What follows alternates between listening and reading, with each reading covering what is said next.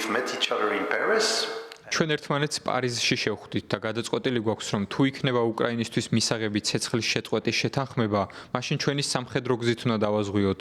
სწორედ კირ სტარმერმა და პრეზიდენტმა მაკრონმა მოირგეს ლიდერის როლი ამ საქმეში და ისინი მუშაობენ გეგმაზე ჩვენს თავდაცვის სამინისტროსთან და არმიის შტაბის უფროსთან ერთად.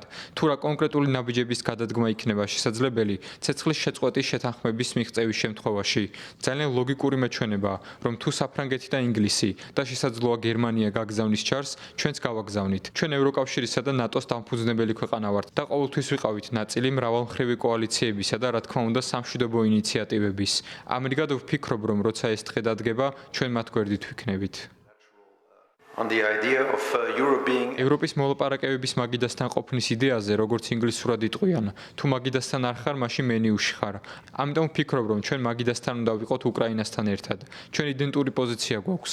უნდა დავიცვათ საერთო ინტერესები სამართლიანი და მდგრადი მშვიდობისთვის. თუმცა თავისთავად მაგიდასთან ხარ, მაშინ როცა ძლიერი ხარ. როგორც ევროპას ჩვენ გვაკლდა საკუთარი ძალების განვითარება და ვფიქრობ, ძალიან მნიშვნელოვანია, რომ მომდევნო რამდენიმე წელიწადში აღვადგინოთ ევროპა, აღვადგინოთ ჩვენი ძალა, რათა სერიოზულად მიგვიღონ და მიგვიწვიონ მოლაპარაკებების მაგიდასთან.